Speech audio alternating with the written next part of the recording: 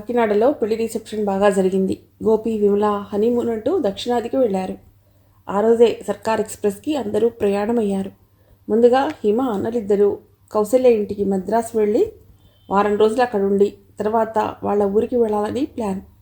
హిమని ఎవరూ రమ్మని పిలవలేదు. కిరణ్ని రమ్మన్నా చిన్నవాడికి ఆరోగ్యం దెబ్బతింటుందని వెళ్ళలేదు. రాజు వెళ్ళిపోయాక హిమ ఏ పనిలోనూ పెద్ద ఉత్సాహం చూపించలేకపోయింది. ఆ రోజు పొద్దున్నే హిమ డైనింగ్ టేబుల్ దగ్గర కూర్చుని కాఫీ తాగుతోంది. అమ్మాయి గారు, మిమ్మల్ని అన్నయ్య గారు రమ్మంటున్నారండి. అందరూ కిరణమ్మ గారి గదిలో ఉన్నారండి అంది భూలోక. హిమ మేడ మీద కిరణ్ గదిలోకి వెళ్ళింది. అక్కడ సకల సభ్య సమావేశంలాగా ప్రభాకర్, సుధాకర్, వదినలు, అక్క, బావగారు, కిరణ్ అందరూ ఉన్నారు. రమ్మన్నారట అంది ముభావంగా. అవును, నీకు పెళ్లి చేయాలనుకుంటున్నాం అన్నాడు ప్రభాకర్. నేను ఎంఎస్సీ చదవాలన్నయ్యా. చదువుకో, వాళ్ళేమీ అనరు. చదువు పూర్తయితే కానీ పెళ్లి చేసుకోవటం ఇష్టం లేదు. పెళ్లి కొడుకు అన్నయ్య స్నేహితుడే. వాళ్ళుండేది పల్లెటూరులో కాదు. పెళ్లి చేసుకుని చదువుకోవచ్చు. నీ పెళ్ళైపోతే డాడీకి బాధ్యత తీరుతుంది అన్నాడు సుధాకర్. అటు చదువు, ఇటు పెళ్ళి, నేను 2 పడవల మీద కాలు పెట్టలేను. చదువు పూర్తయ్యాకనే పెళ్లి సంగతి ఆలోచిస్తాను. ప్రభాకర్కి చెప్పలేనంత కోపం వచ్చింది. ఏమిటే నువ్వు గొప్పగా ఆలోచించేది? నువ్వేమైనా పెద్ద మహారాణిని అనుకుంటున్నావా? ఆలోచిస్తుందిట ఆలోచన. హిమ, మరీ నువ్వు మొండిపట్టు పట్టకు. అది మంచి సంబంధం కాకపోతే మీ అన్నయ్యలు ఇదాకా తీసుకురారు, వెంకట్ అన్నాడు. చెప్తున్నాగా బావగారు, నాకు పెళ్లి చేసుకోవాలని ధ్యాస లేదు. అవునే, నీకు పెళ్లి మీద ధ్యాస ఎందుకుంటుంది? అన్నీ వాటితో అయిపోయాయేమో ప్రభాకర్ అన్నాడు. అన్నయ్య, హిమ గట్టిగా అరిచింది. ప్రభాకర్ వారిస్తూ అన్నాడు వెంకట్. మీకు తెలియదు బావగారు, ఇది 2 పడవల మీద కాలు పెట్టలేనని చెప్తోందే, ఆ పడవ పేరు రాజు. మొన్న ఎదురు సన్నాహాన్ని కూడా రాకుండా వాడితో కబుర్లు చెప్తూ కూర్చుంది. వాడికి పెళ్ళైనా ఇది వాడిని వదిలేట్టు లేదు. హిమకి చెప్పలేనంత ఆశ్చర్యం కలిగింది. పేరుతో సహా తెలుసుకున్నారు. ఎవరు చెప్పుంటారు? గోపి అలాంటివాడు కాదు. ఆమె అప్రయత్నంగా కిరణ్ వైపు చూసింది. ఆమె కళ్ళల్లో చిన్న నవ్వు. ఏం చేసిందని తన మీద కక్ష? తనని వాడు వీడని మాట్లాడద్దు. చూశారా బావగారు, విషయం బయటపడింది. దొరగారిని గౌరవించడం మాకు రాదులే. రాజు పరోక్షంలో కూడా కిరణ్మయి గారు అనేవాడు. అది సంస్కారం అంటే. వదినల దగ్గర, బావగారి దగ్గర చెల్లెలి పరువు తీశాననే ఆలోచన కూడా లేదా ఈ అన్నకు? తమ మధ్యనున్న మంచి సంబంధాన్ని అన్నగారు ఎంత దిగజార్చి మాట్లాడాడు. వీళ్ళకి తెలుసా అతడు కాంక్షతో తన చిటికెన వేలు గోరు కూడా తాకలేదని? తను ఎంతో నమ్మకంతో, ధైర్యంతో అతడి గదికి వెళ్ళిందని? అతడు దేవతను సేవించినట్లుగా తనకు ఆ రోజు పువ్వులు కొనిచ్చాడు. ప్రభాకర్, హిమ చిన్నపిల్ల కాదు. తన బాగోగులు తనకు తెలుసు. చదువుకొనిద్దాం. ఈ సంబంధం కాకపోతే మరొకటి. మన అమ్మాయి మనల్ని విడిచి పారిపోదుగా. పోవేపో, మళ్ళీ ఆ పెళ్ళిన వాడితో మాట్లాడకు, తీర్పు చెప్తున్నట్టు అన్నాడు. హిమ ఆ గదిలోంచి బయటకు వచ్చేసింది. ఆమె మొహం శిక్షపడ్డ నేరస్తుడిలాగా ఉంది. ఆమెకు ఎందుకో చిన్నప్పుడు విన్న పాట గుర్తుకొచ్చింది. స్వైరిణి అన్నారు నన్ను శ్యామసుందరా. గోపి, విమల ఆ రోజు పొద్దున్నే ఇంటికి తిరిగి వచ్చారు. తల్లికి టిఫిన్ పెట్టి ఆవిడకు మందులేసి టిఫిన్ తినబోతున్న హిమ హాల్లో సందడి చూసి బయటకు వచ్చింది. అరే ఏమిటి గోపి, వస్తున్నట్టు ఫోన్ చేస్తే స్టేషన్కి కార్ పంపించేదాన్ని కదా. నాకేం తెలియనివ్వురా, మేము కొత్త వాళ్ళమా? అందుకే వచ్చేసా. నా సెలవు అయిపోయింది. ఈరోజే బ్యాంక్ వెళ్ళాలి. ఫోన్ చేయమని చెప్పాను, వినలేదు అంది విమల. విమల, రాత్రి మీ అమ్మగారు ఫోన్ చేశారు. మీరు వచ్చాక ఫోన్ చేయిస్తానని చెప్పాను. అలాగా, రాత్రికి చేస్తాను. ఇప్పుడు బోల్డంత బిల్లు అవుతుంది. ఈలోగా రంగారావు గారు బయటికి వచ్చారు. ఏం గోపి, ప్రయాణాలు బాగా జరిగాయా? విమల జవాబు చెప్పింది. మీ దయ వల్ల బాగా జరిగాయి పెదనాన్నగారు. ఆమె ఆయన పాదాలంటి నమస్కారం చేసింది. ఆయన పొంగిపోయారు. గోపి హిమ వైపు చూశాడు. ఆ చూపులో చాలా అర్థాలు గోచరించాయి. పనివాళ్ల చేత గోపి సామాన్లు పైన కిరణ్ గదిలో పెట్టించింది హిమ. రంగారావు గారు బయటికి గోపి స్నానానికి వెళ్ళినప్పుడు అమ్మకి మా రాక గురించి చెప్తాను అంటూ 10 నిమిషాలు ఫోన్ మాట్లాడింది విమల. ఆ రోజు పొద్దున్నే టిఫిన్ తింటున్నారు అందరూ. మావయ్య, హిమ, ఈవేళ సాయంత్రం నేను బ్యాంక్ నుండి వచ్చాక మేము మా రూమ్కి పెడతాం. ముందుగా చెప్పలేదనుకోవద్దు. మీరు ఇక్కడే ఉంటే సందడిగా ఉంటుందనుకున్నాను గోపి అంది హిమ. అదే నేను చెప్పాను, ఈయన వినటం లేదు అంది విమల. హిమకి నవ్వొచ్చింది. ఆ మాట విమలకి ఊతపదంలాగా ఉంది. ఆ ఒక్క రూమ్లో ఎలా ఉంటారు? ఇక్కడ మాత్రం ఎవరున్నారు? ఇల్లంతా ఖాళీయే కదా. నిజమే మావయ్య, కానీ వేరే ఉంటే మాకు కాస్త బాధ్యతలు తెలుస్తాయి. అవును పెదనాన్నగారు, ఈ విమల ఎవరిని సపోర్ట్ చేస్తుందో తెలియటం లేదు. మా గోపి ఎప్పుడూ బాధ్యతగానే ఉంటాడు విమల. నువ్వు ఇక్కడ ఉంటే ఇక్కడి వాళ్ళకు కూడా కాస్త పద్ధతులు తెలుస్తాయి ఆయన హిమని చూస్తూ అన్నారు. తింటున్న ఇడ్లీ ఇనుప ముక్కలాగా ఉంది హిమకి. విమలని చూసి తన పద్ధతులు నేర్చుకోవాలా? రంగారావు గారి ఇంటికి వచ్చినా లేచి నిలబడదు, కాలు మీద కాలేసి కూర్చుంటుంది, పనివాళ్లతో గట్టిగా మాట్లాడుతుంది, రేడియో సౌండ్ పెద్దగా పెట్టుకుంటుంది, చదివిన పేపర్ అయినా మడత తీసి పెట్టదు. ఈ పద్ధతులు తను నేర్చుకోవాలి. మొత్తానికి గోపి వాళ్ళు అక్కడే ఉన్నారు. హిమ క్రితం ఏడాది చేసిన పొరపాటు ఈ సంవత్సరం చేయదలుచుకోలేదు. పేపర్లు ఎప్పటికప్పుడు చూస్తూ ఆఖరికి ఉస్మానియా యూనివర్సిటీకి అప్లై చేసింది. ఆమెకు సీట్ వచ్చింది. అంత దూరం ఎందుకు పెట్టుకున్నావు హిమ? ఆంధ్ర యూనివర్సిటీ అయితే నువ్వు వీకెండ్స్ వచ్చినా ఇబ్బంది లేదుగా అన్నాడు గోపి. ఆహా, కొన్నాళ్ళు దేశం చుట్టి రావాలనుంది గోపి. చిన్నప్పటి నుండి ఇక్కడే చదివి బోర్గా ఉంది అంది హిమ. అసలు కారణం అది కాదు. రాజు తను ఆంధ్ర యూనివర్సిటీలో చదవాలనుకున్నారు. ప్రాథమిక పాఠశాల నుండి విశ్వవిద్యాలయం వరకు కలిసి చదువుకున్నామనే కోరిక తీరలేదు. అతడే అన్నట్టు అతడికి ఎంఎస్సీ చదివే రాత ఉన్నట్టు లేదు. అసలు ఆ పెళ్లి తర్వాత రాజు ఎలా ఉన్నాడో ఏం చేస్తున్నాడో తెలియలేదు. తనే ఉత్తరం రాద్దామంటే ఇప్పుడిప్పుడే కుదుటపడుతున్న వారి సంసారాన్ని తను డిస్టర్బ్ చేసినట్లు అవుతుంది. రాజుకి చెప్పకుండా సినిమాకైనా వెళ్ళని హిమ అతడికి చెప్పకుండానే ఏడాది తర్వాత విద్యార్థినిగా హైదరాబాద్ చేరుకుంది. శివరాం స్టేషన్కి వచ్చి గోపిని హిమని రిసీవ్ చేసుకున్నాడు. వసంత ఇంట్లోనే దిగారు. వసంత, బాగున్నావా? అరే, మీ అబ్బాయి అచ్చు నీలానే ఉన్నాడు. ఏం పేరు పెట్టారు వసంత? అనిల్ కుమార్ అని పేరు పెట్టాం. అన్ను అని పిలుస్తాం. బాగుంది. మీ వాడి పేరు మీ ఇల్లు అంది హిమ. హాస్టల్లో ఎందుకు హిమ? మా ఇంట్లోనే ఉండవచ్చు కదా. హాస్టల్లో ఉంటే కాస్త యూనివర్సిటీకి దగ్గరగా ఉండవచ్చు. వీకెండ్స్ వచ్చి మిమ్మల్ని ఉద్ధరిస్తాలే, బెంగపడకు అంది హిమ నవ్వుతూ. అరే, మా అన్ను కొత్తవారి దగ్గరికి వెళ్ళడు, అటువంటి నీ దగ్గరకు కొత్త లేకుండా వచ్చాడే. మరి అత్త అంటే వాడికి ఇష్టం. అయినా చిన్నపిల్లలంటే నాకు ఇష్టం, నేనంటే వాడికి ఇష్టం. హిమ మామూలుగానే ఉంది, మామూలుగా మాట్లాడుతోంది. ఆమెను రాజు విషయం అడిగితే బాధపడవచ్చు. హిమను హాస్టల్లో చేర్చి గోపి వెళ్ళిపోయాడు. హిమ కొత్త జీవితానికి అలవాటు పడుతోంది. దాదాపు ఏడాది తర్వాత చదువు, ఊహ తెలిసాక రాజు లేకుండా చదువు. ఇక ఈ ఆలోచనలు కట్టిబెట్టాలి. అందరినీ ఎదిరించి తండ్రి డబ్బు లేదంటే నాయనమ్మ గారిచ్చిన ఒక్క నగ అమ్మి తను ఈ చదువు మొదలుపెట్టింది. ఇందులో పిచ్చి పిచ్చి ఆలోచనలకు తావులేదు. హిమ పాదరసంలా పరుగుబెట్టే మనస్సును కట్టడి చేసుకుంటోంది. దాదాపు 2 వారాల తర్వాత హిమ వసంత ఇంటికి వెళ్ళింది. రారా, నీ గురించి నీ మేనల్లుడు ఎన్నిసార్లు అడిగాడో తెలుసా? నీకే నన్ను చూడాలనిపించుంటుంది. పాపం, మా అల్లుడి పేరు చెప్తావెందుకు అంది హిమ. మంచి రోజు చూసి వచ్చావు హిమ. సాయంత్రం మా కజిన్ ఇంట్లో ఫంక్షన్ ఉంది, మనం వెళ్ళాలి. మీరు బయటికి పెడతారని తెలియదు వసంత, నేను హాస్టల్కి వెళ్ళిపోతా. మరేం పర్వాలేదు, వాళ్ళు స్నేహితులంటే దేవతలతో సమానంగా చూస్తారు. సోమవారం పొద్దున్నే ఇట్నుంచిటే క్లాస్కి వెళ్ళిపోవచ్చని బ్యాగ్లో ఒక చీర పెట్టుకొచ్చింది. అది ఇప్పుడు ఈ ఫంక్షన్కి పనికొచ్చింది. ఆఖరికి వసంత, శివరాం హిమని కన్విన్స్ చేసి పార్టీకి తీసుకెళ్లారు. ఆ ఇల్లు జూబ్లీ హిల్స్లో చిన్న కొండ మీద ఉంది. ఆ ఇల్లు చూసి హిమ అదిరిపోయింది. ఇంద్రభవనం అనే మాటకు సరితూగేట్టు ఉంది. ఇన్నాళ్ళు తన ఇల్లే అందమైంది అనే చిన్న అహం ఉండేది. అటువంటిది ఈ ఇల్లుని చూస్తే ఆ అహం పోయింది. అతిథులు ఒక్కొక్కరే వస్తున్నారు. ఇంతలో ఒక అందమైన జంట అందరినీ పలకరిస్తోంది.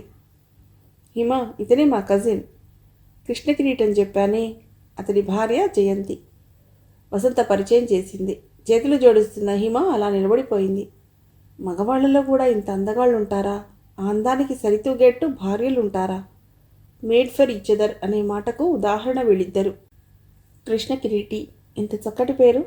పార్థసారథి అనే పేరుని తిరిగేసి పెట్టినట్లుంది. ఈమె మా ఫ్రెండ్ హిమజ్వాల, ఇక్కడ ఎంఎస్సీ చదువుతోంది. అలాగా, నేను మిమ్మల్ని ఎక్కడో చూశాను అన్నాడు కృష్ణకిరీటి. నేను మిమ్మల్ని ఎప్పుడూ చూడలేదు. మొదటి పరిచయంలోనే ఇలా అంటున్నానని అనుకోకండి. మీ పేరు చాలా కొద్ది మందికి ఉంటుంది. మీరు 2-3 ఏళ్ల కిందట సర్కార్లో మద్రాసు వరకు ప్రయాణం చేశారా? చేశాను. అది మీకు ఎలా తెలుసు? నేను అప్పుడు అదే కంపార్ట్మెంట్లో ఉన్నాను. మీ పేరుతోనే మీరు గుర్తుండిపోయారు. అతడు ఇంకా ఏం మాట్లాడతాడో అని హిమకి భయం వేసింది. అతడి భార్య ఏమనుకుంటుందో అని భయంగా ఉంది. కానీ ఆమె కూడా నవ్వుతోంది. ఈయనకు స్నేహితులంటే చాలా ఇష్టం. అందరితో స్నేహం చేయాలని చూస్తారు. అందుకని మీరు వేరే విధంగా అనుకోకండి. అయితే ఇతను తనని రాజుని చూశాడన్నమాట. హిమ దసరా సెలవులకు కాకినాడ వచ్చింది. ఆ రోజు పూజ టిఫిన్ ముగించుకుని మేడ మీదకి వెళ్ళబోతోంది. విమల, గోపి కిందికి దిగుతున్నారు. అతడికి ఎదురు కావటం ఎందుకని హిమ హాల్లోనే కూర్చుంది. ఈలోగా ఆ ఫోన్ మోగింది. హిమ దాని వైపు ఒకసారి చూసి ఫోన్ తీసింది. హలో, హిమ స్పీకింగ్. నేను రాజుని. నువ్వేమిటిక్కడ? హైదరాబాద్లో చదువుకుంటున్నావని విన్నాను. మాకు ఫస్ట్ టర్మ్ హాలిడేస్ ఇచ్చారు, అందుకని వచ్చాను. నువ్వెక్కడి నుంచి? ఎన్నో రోజులకు వింటున్న అతడి మాటలకు హృదయం కొత్త రాగం ఆలపిస్తుంటే అదుపు చేసుకుంటూ అంది హిమ. నేను ఊళ్ళోకి వచ్చాను. గోపిని పలుకరిద్దామని ఫోన్ చేస్తే లక్కీగా నువ్వు దొరికావు. అలాగా. హేమ బాగుందా? తనని డాక్టర్కి చూపించడానికే తీసుకొచ్చాను. ఏమైంది హేమకి? ఇద్దరూ పోట్లాడుకుంటే ఈ పిల్ల ఏ విషమో మింగలేదు కదా. తను ఎందుకు డాక్టర్కి చూపడం? రాజు సందేహిస్తూ అన్నాడు. తనకి 5వ నెల, ఒకసారి టెస్ట్ చేయిద్దామని. అమ్మయ్యా, అంతే కదా. కంగ్రాచ్యులేషన్స్. నేను రానా? నా సహాయం కావాలా? ఆహా, అక్కర్లేదు. ఊళ్ళోకి వచ్చానని ఫోన్ చేశాను.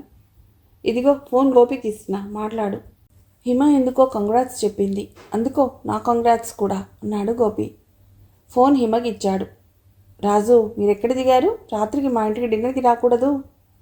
అరే, అవన్నీ పెట్టుకోకు హిమ.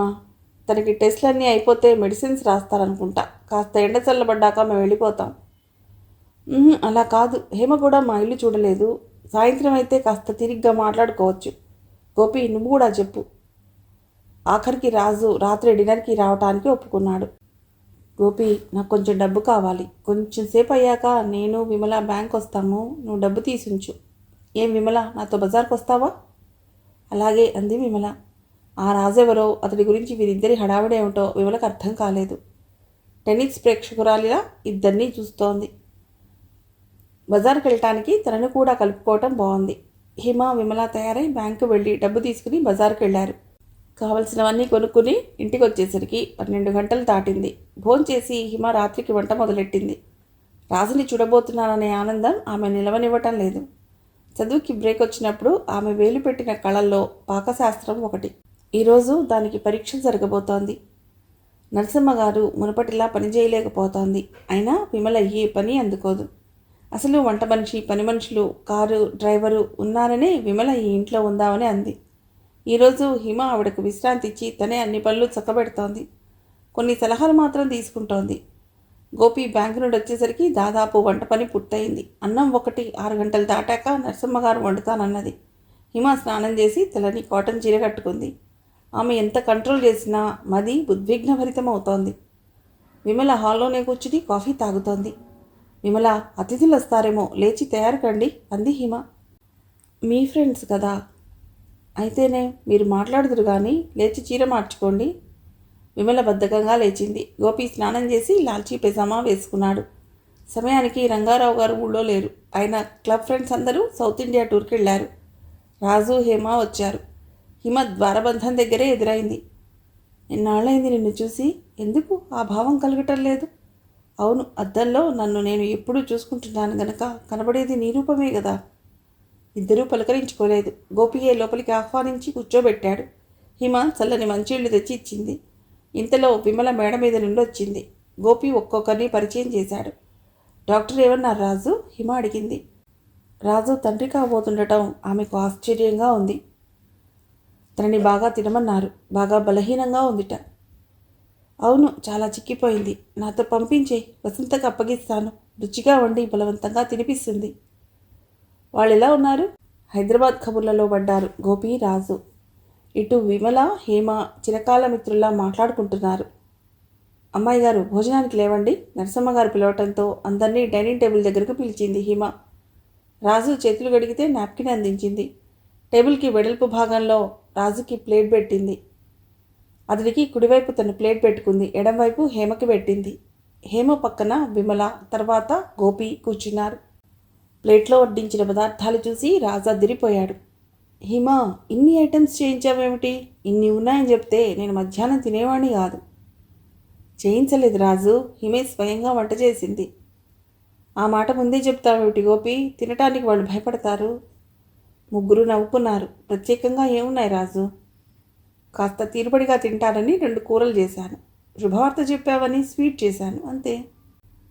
అవును, నీలాంటి వాళ్లకు కొండలాంటి బరువును ఆత్మీయులు మోయమనిచ్చినా దాన్ని సంతోషంగా మోస్తారు. లేకపోతే ఇలాంటి పరిస్థితుల్లో ప్రేమించిన వాడొస్తే ఆదరించటం ఒక్క నీలాంటి వాళ్లకు మాత్రమే సాధ్యం. హిమ ఏదో తింటోంది కానీ ధ్యాసంతా రాజు భోజనం మీదే ఉంది. కానీ రాజు హేమల ప్రవర్తనలో ఏదో తేడా. ఇద్దరూ ఎందుకలా ఉన్నారు? తల్లిదండ్రులు కాబోతూ ఎందుకీ పట్టుదలలు? హేమలో ఆనాడు చూసిన చలాకీతనం లేదు, బాగా చిక్కిపోయింది. ఒకవేళ రాజు తమ గురించి అంతా చెప్పేశాడా? చెబితే వాతావరణం ఇంత కూల్గా ఉండదు. అసలు వాళ్ళు తమ ఇంటికే వచ్చేవారు కాదు. పద మా ఇల్లు చుద్దూ గాని హిమ అంది. అందరూ మేడపైకి వెళ్లారు. హిమ గదికి రాజు రెండోసారి రావటం ఇద్దరికీ ఆనాటి సాయంత్రం గుర్తుకొచ్చింది. వరండాలో సోఫాలో కూర్చున్నారు అందరూ. శరత్కాలపు వెనెల, చిన్న చల్లగాలి, బాగుంది. విజయవారి చంద్రుడిలాగా ఉంది హిమ అన్నాడు రాజు. అవును, సహజమైన చంద్రుడిని సినిమా చంద్రుడితో పోల్చడం ఒక్క విజయవారి చిత్రాల్లోనే సాధ్యం అంది హిమ. హేమ, నువ్వు సినిమా చూస్తావా? చూస్తానండి, ఈ మధ్య తక్కువైందండి. పల్లెటూరి వాళ్లకు సినిమాయే అసలైన కాలక్షేపం అన్నాడు రాజు. మీ ఇల్లు చాలా పెద్దదండి అంది హేమ. నువ్వు హైదరాబాద్లో ఇల్లు చూస్తే మురిసిపోతావు. చాలా బాగా అలంకరిస్తారు ఇళ్లను. అరే, 9 గంటలు దాటింది. హిమ, మేము బయలుదేరుతాం. ఇప్పుడు మీ ఊరికి బస్సులుంటాయా? లేదు, నువ్వు రమ్మన్నావని బ్యాగ్ మోహన్ ఇంట్లో పెట్టి ఇలా వచ్చాము. అన్నట్టు తను కూడా హైదరాబాద్లోనే ఉంటున్నట్ట. వాళ్ళ నాన్నగారు రిటైర్ అయ్యి ఇక్కడే జగన్నాథపురంలో ఉంటున్నారు. హిమ తను తెచ్చిన బట్టలు బొట్టుబెట్టి విమల, గోపీలను ఇవ్వమంది. ఈ సమయంలో వాళ్ళ అమ్మగారు కొత్త చీర ఇవ్వకుండా మనం ఇవ్వకూడదు హిమ అంది విమల. ఆ మాట ముందే చెప్తే తెచ్చేవాళ్ళం కాదుగా. ఏమో, నాకేం తెలుసు తను నెల తప్పిన మనిషి అని. హిమ కొత్త బట్టలు కవర్లో వేసి రాజుకి ఇచ్చేసింది. పదండి, మిమ్మల్ని డ్రాప్ చేస్తాను అన్నాడు గోపి. విమల అక్కడే ఆగిపోయింది. హిమ మేడమెట్లు దిగుతూ హేమతో అంది. హేమ, వేళకు భోంచేయి. ఇలాంటి సమయంలో ఏమేం తినాలో మీ అమ్మగారిని అడుగు. మందులు శ్రద్ధగా వేసుకో. రాజు, కొంచెం తనని కనిపెట్టు. గోపి కార్ తాళాలు తీశాడు. హేమ, నువ్వు కారులో కూర్చో అన్నాడు రాజు. హేమ కూర్చుంది. లోపల ఫోన్ మోగుతోంది. నేను చూస్తాలే. గోపి లోపలికి వెళ్ళాడు. దేవతలు ఆకాశంలో ఉంటారని నువ్వు చిన్నప్పుడు చెప్తే నవ్వుకునేవాడిని, కానీ ఇప్పుడు ప్రత్యక్షంగా చూస్తున్నాను. అయ్యో, నన్ను దేవతను చేస్తావేమిటి రాజు? రాజు ఏదో అనబోయాడు. ఇంతలో గోపి వచ్చి రాంగ్ కాల్ అన్నాడు. హిమ, రాజు ఒకరినొకరు చూసుకున్నారు. మళ్ళీ ఎన్నాళ్లకు? గోపి కార్ స్టార్ట్ చేశాడు. రాజు హిమ కళ్ళలోకి చూస్తూ అన్నాడు, నేనే తప్పు చేయలేదు. అతడు కారు ఎక్కేశాడు. కారు కదిలిపోయింది. హిమ అలాగే నిలబడిపోయింది. ఆత్మీయులు వచ్చి వెళ్ళాక ఆ శూన్యాన్ని పూడ్చుకోవటం కష్టం. దాన్ని అధిగమించాలంటే ఆ వ్యక్తి స్థితప్రజ్ఞుడన్నా కావాలి, లేక తనని తాను మర్చిపోయేంత పనిలో మునిగిపోవాలి. అమ్మాయి గారు, అమ్మగారు పడిపోయారు. నరసమ్మగారు పిలవటంతో హిమ లోపలికి పరిగెత్తింది. రంగారావు గారు ఆ ఉదయమే ఊరు నుండి వచ్చాడు. తల్లి పడిపోవటంతో నుదుటికి, మోచేయికి చిన్న చిన్న దెబ్బలు తగిలాయి. దాంతో మళ్ళీ డాక్టర్, మెడిసిన్స్, వీటితో సరిపోయింది. రంగారావు గారు మాత్రం చాలా విసుగుపడ్డారు. ఇంటికి వచ్చేసరికి ఏదో ఒక సమస్య తెచ్చిపెడతారు. అయినా భూలోక లక్ష్మి ఏమయ్యారు? భూలోకకు పెళ్ళి అని రావటం లేదు డాడీ.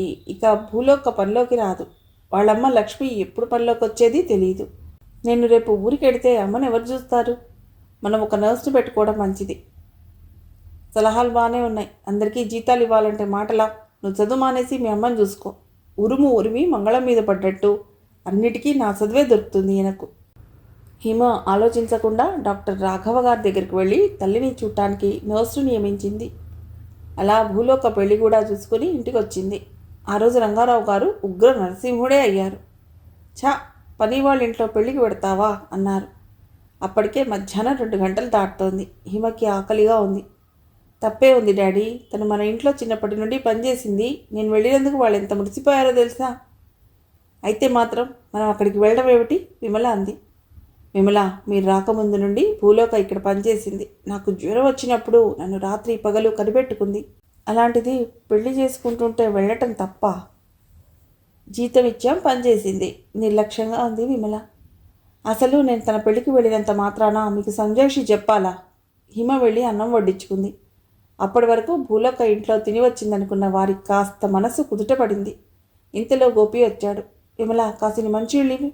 ఆ భూలోక పెళ్లిలో వద్దంటే పులిహోర వేశారు. భలే దాహంగా ఉంది. విమల, రంగారావు గారు మొహాలు చూసుకున్నారు. హిమ పక్కపక్క నవ్వేసింది. ఆ మర్నాడే హిమ ప్రయాణం. ఆ రాత్రి నిద్ర పట్టలేదు. వచ్చి వరండాలో కూర్చుంది. కొత్తగా చేరిన నర్స్ బాగానే పనిచేస్తోంది. కానీ యజమాని నిఘా కూడా ఉంటే వాళ్ళు భయపడతారు. విమల ఆ మాత్రం చూస్తుందనే నమ్మకం లేదు. ఇంకా నిద్రపోలేదా హిమ అంటూ వచ్చాడు గోపి. నిద్ర పట్టడం లేదు గోపి. నువ్వు లేచావెందుకు? అటు వెళ్ళవలసి వచ్చి లేచాను. ఏం ఆలోచిస్తున్నావు హిమ? ఇంటి పరిస్థితులే గోపి. అమ్మను కిరణ్లా చూసేవాళ్ళు ఉండాలి. మేమంతా లేమా? నువ్వు ఆలోచించు. చదువు పాడు చేసుకోకు. రాజు వచ్చి నిన్ను డిస్టర్బ్ చేసినట్లున్నాడు. అయినా ఎందుకు హిమ నీకు ఈ త్యాగం? పెళ్లి చేసుకోక. హిమ నవ్వి, ఇంతకాలం నువ్వొక్కడివే ఈ మాట అనలేదని అనుకున్నా. నువ్వు అనేశావు. ఏమన్నావు? త్యాగమా? ఇంత మాట అన్నావు గోపి. రాజును పెళ్లి చేసుకోపోవడంలో నా ప్రమేయం ఉందా? తీరా అతడికి పెళ్ళయ్యాక నేను చేసేదేముందని తప్పని పరిస్థితుల్లో వాళ్ళ పెళ్లిని అంగీకరించవలసి వచ్చింది.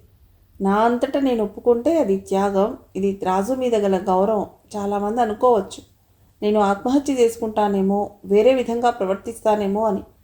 అది మానసిక పరిపక్వత లేని వాళ్ళు చేసే పనులు. రాజు నాకు ఇష్టం. అతడు వేరే పెళ్లి చేసుకున్నంత మాత్రాన నేను అతడిని వెంటనే ద్వేషించాలా? ఇలా అనుకోకుండా కలిసినప్పుడు స్నేహంగా పలుకరించుకుంటాం. ప్రేమకైనా స్వార్థం ఉందేమో కానీ స్నేహానికి లేదు. అరిచి గోల చేసినంత మాత్రాన నా సమస్య పరిష్కరించబడుతుందా? మనకి సమస్య రాగానే కలిగే బాధ అణువంతే. ఆ తర్వాత అసలు బాధ మొదలవుతుంది. నిజానికి డబ్బు పోయిందంటే సానుభూతి చూపిస్తారు. ఇల్లు లేదంటే జాలి చూపిస్తారు. రోజు బద్ధశత్రువుల్లా పోట్లాడుకునే భార్యాభర్తలు విడిపోతే కూడా అర్థం చేసుకుంటారు. కేవలం ప్రేమ విషయంలో మాత్రమే వాళ్ళ గురించి ఏం తెలియకపోయినా జనం మంచి పని అయింది అంటారు. హిమ చెప్పిన మాటలన్నీ నిజాలే. సినిమాల్లో నవల్లో కనబడే ప్రేమ ఊహాజనితం. దాన్ని ప్రత్యక్షంగా చూడాలంటే మనిషికి ఇంకేదో కావాలి. అదేమిటో ఎవరికీ తెలియదు. బహుశా కొంతమంది ఆకర్షణనే ప్రేమ అనుకోవటం కారణం కావచ్చు. కానీ ఎన్నాళ్ళిలా? నీకు ఒక తోడు కావాల్సి వస్తుందిగా. అప్పుడు నీకే చెప్తా గోపి, పెళ్లి కొడుకును చూడమని నవ్వుతూ అంది హిమ. మిగిలిన కథ తర్వాతి భాగంలో.